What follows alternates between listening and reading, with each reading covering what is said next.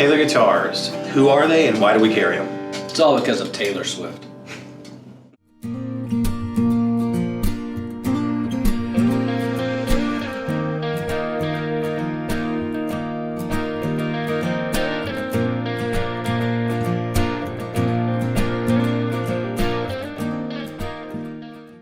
Hey guys, Scott and Taylor here at Edmond Music.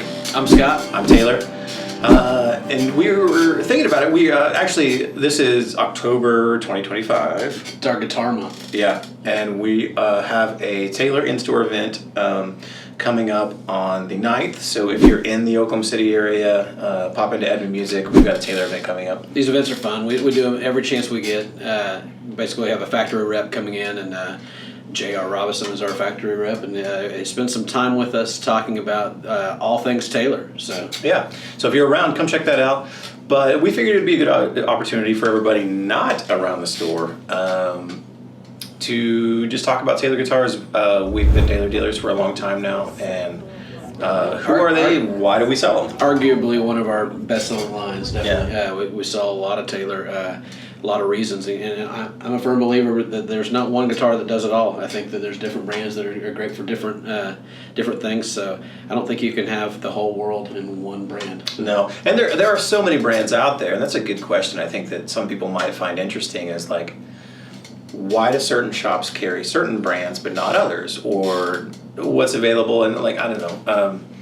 But to me, Taylor guitars is an incredible value for anybody across the spectrum. So like, they have amazing quality products for beginners all the way up to high-end collectors and players and touring musicians, and like, they really do a great job at accommodating everybody. I gotta tell you, Taylor Swift has really knocked it out of the park with these guitars. Yeah, we get to in a way we do. Taylor Swift has she plays Taylor guitars, but she has nothing to do with the cover. We get this question a lot. People will come in all the time and say, wow, Taylor Swift has her own guitar. She's got her name right there on the headstock, Taylor. But I mean, she does have the baby Taylor model. If that's the rule, then Taylor, do you own these guitars? Is this your company? I wish. Like, if that customer was looking at a Martin or a Gibson, I need to pull out the tag. It says Martin. Martin or Gibson. Martin Overalls. Hey, Martin Overalls, how are you doing? Let's look at these. Like yeah, we're going to get an assortment of name tags. They've been around a long time. They were started in 1974, and Bob was the builder, and Bob the builder. They started out as a two-man operation. Bob was the builder, and Kurt Lustig was the guy trying to push them, trying to get them into the hands of artists and get them in the hands of dealers, and trying to grow the company. And they really did. I mean, they, in what is that, 50-ish years, 51 years, yeah. 51 years. They had the 50th last year. Yeah. You think 51 years, that seems like a long time, but in the guitar world, they're the new kids on the block. That's true. You got Gibson that's been doing it since the late 1800s. You got Martin since 1850s. So yeah. Obviously those guitars have a lot more history, and I think because of that, those companies really lean heavy into what they've always done. This historical, build that they're known for. Taylor, being the new kids on the block, they're not afraid to try to reinvent the wheel, because they don't have a wheel that they invented to begin with. They've always been about innovation. Yeah. They've always been trying to figure out how to make something. I mean, how many different variations of brace placement have they done? Yeah, that they're pushing. Or neck joints. Or neck joints. They've reinvented the wheel on neck joints, and like, just amazing engineers and ingenuity that, like, everybody's subjective to tone. Like, oh, I like this brand. I like this brand. I like Coke. I like Pepsi. I like, but like, nobody can look at a Taylor and be like, man, they know how to make a great guitar, because they just they do. Yeah. The precision with their neck profiles, the neck angles, the way they build a guitar.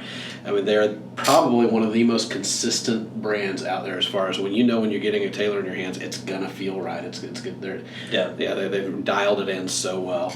So they started out building, a little bit more traditionally. They always had their own voice, but they started out building a little bit more traditionally, and they've changed things here and there. Some of the big milestones is, in about the year 2000, they stopped doing a traditional neck joint, and they introduced what's called the NT neck joint. It stands for New Technology. Yeah, so, and it really is, it's amazing. So, like, a lot of people don't even realize this on a Taylor. You would know it, and but there's, on a NT neck, you have bolts on the heel, bolts holding the fingerboard extension down. So you could remove those bolts, pop the neck off, and then they have a shim system. Now we are holding a Gold Label Series guitar here, which is a modified version of that. This one is not really NT neck. Doesn't have an NT. But and first guitar I had in my hand. But yeah. You get, but anyway, I'm not get the nomenclature. You can't see it anyway. Yeah. But you can pop this neck off, and they have two little pockets here where you can introduce different size shims. What that means is you can reset the neck on a Taylor in now seconds with a Gold Label guitar by adjusting that neck angle. Or if you need to remove an NT neck, still a technician that knows what he's doing can reset a neck in 10 minutes. And that's the thing with neck angles, it's not a matter of if your guitar is ever going to need that. It's when. All guitars eventually are going to need a neck reset or neck adjustment. Yeah. With a traditional build like a Martin or Gibson with these dovetail neck joints, those guitars have to be steamed and removed. It's a major surgery. It's expensive. Depending on who you have do the work, a neck reset usually costs anywhere from $500 to $1,000. Yeah. Could be more on a vintage piece, but. In fact, I've used that as a sales technique in the past with Taylor. If somebody's looking at a Taylor versus other guitars, I'm like, well, you're going to save at least $500 right now just because you bought the Taylor, because you don't have to pay for an expensive neck reset. So that's an amazing thing. Really, really genius innovation they've done. But other things like their conservation efforts. So a lot of guitars traditionally have used ebony, at least for fingerboards and bridges, which Taylor does as well. But there's a famous story of, there's only one place in the world you can get ebony now. It's in Cameroon, which is in Africa. So, long story short, they were cutting down 20 trees per one that yielded jet black pure ebony. These trees basically, once you don't know what they look like until you cut them down as far as on the inside. So they'll cut these down, drop them, and ebony naturally has these caramel colored veins that would run through the tree. And sometimes that vein takes up most of the tree. There's only a little bit of ebony. Sometimes the tree is mostly dark ebony. And for centuries, music instrument makers wanted the darkest ebony, and they would just forego the others. There's no tonal difference. They were trashing those trees. They would literally just cut them down. If the ebony wasn't black enough, they would throw it away. Laying on the forest floor. And Bob Taylor said, "Whoa! You're telling me there's 19 out of 20 trees that you're not using?" He said, "No, I'll buy it all, and I'll pay the same price." They actually, to me, it's beautiful. You have this ribboning that comes through the ebony now that has this nice grain work, and it's to me it's almost like a more select piece of wood. It's like a fingerprint. Yeah, absolutely. Yeah, you can see that's my guitar because it has that streak on it. And there is zero tonal difference. It's just a look. Conservation-wise, they were like, yes, we're going to take care of this ebony. We're going to use it all because it's irresponsible to not use it all. And so that, and then also all of the stuff he's done with koa. Yeah. So Hawaiian koa, it's very rare wood. It only grows in Hawaii, and it's a lot of it's protected. And you can't use a koa tree unless it either dies of old age or gets knocked over in a storm. That's the only time you can harvest it. You're not allowed to go chop these trees down. So it's expensive, and they actually use quite a lot of it because they're a big company, and their koa guitars are very, very popular. Well, what they've done is they have bought land in Hawaii, and they have basically planted hundreds of koa trees. A new forest, basically. So, that's amazing because a lot of manufacturers, if they can't get the wood they want, they find something else. Or they say, we used up all the Brazilian, tough luck. Well, that's the crazy thing, too, is these trees, these koa trees, these ebony trees in Africa, some of these trees aren't going to produce usable wood for another 100 years, well after Bob is long gone. But he's a firm believer in leaving a legacy behind and not just be like, we used it all up, that's it, that's gone. He wants to make sure that there's still musical instruments to be made for centuries and eons to come. Yeah, it's smart. It's really admirable the efforts that they do because they're a huge producer. They produce 130,000 guitars a year between their Mexico factory and their USA factory. So and the fun little tidbit: those two factories, well, one's in California, one's in Mexico. They're just about 30, 45 minutes apart. They both sit on the line there. The factories sit on the line between the U.S. and Mexico. So geographically, they're not very far apart. Yeah. But they produce a lot, and so they use a lot of materials and like to kind of give something back and make sure that they're they're being as responsible as possible is really impressive, and they do a lot of conservation work too. Yeah. But I mean, they build great guitars. The consistency is amazing. Like, because of the innovations that they've done with manufacturing, you pull a Taylor out of a box and you know exactly what you're getting.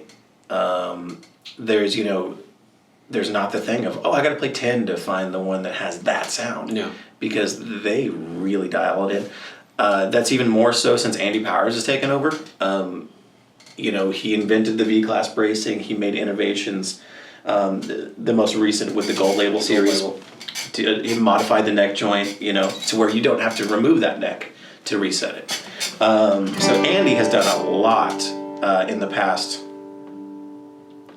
15 years. Yeah. And I think Andy's a big proponent of too. A lot of people think they know what a Taylor sounds like. They think they know, Taylors are always brighter, Martins are always warmer, and there is a little bit of truth to that. They all have their own unique sonic fingerprint, but these Gold Labels, I think, totally dispel that whole myth.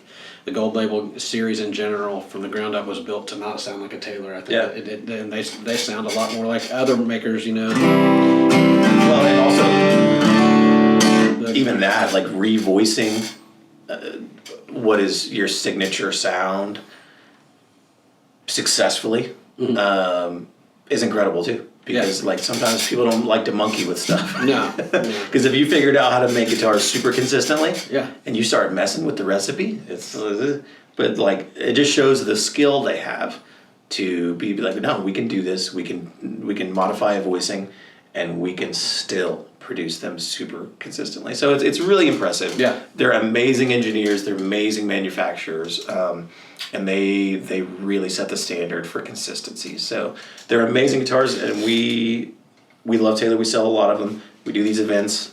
So if you're around, come check the event out October 9th, 2025, if you're watching it around then. Yeah. But yeah. Otherwise, come anytime. Yeah. We'd love to show you Taylor. Got a whole room full of Taylors. Absolutely. You can check out the whole line. Yeah. But they're an amazing company. We're happy to have them here. Yeah. Taylor Guitars.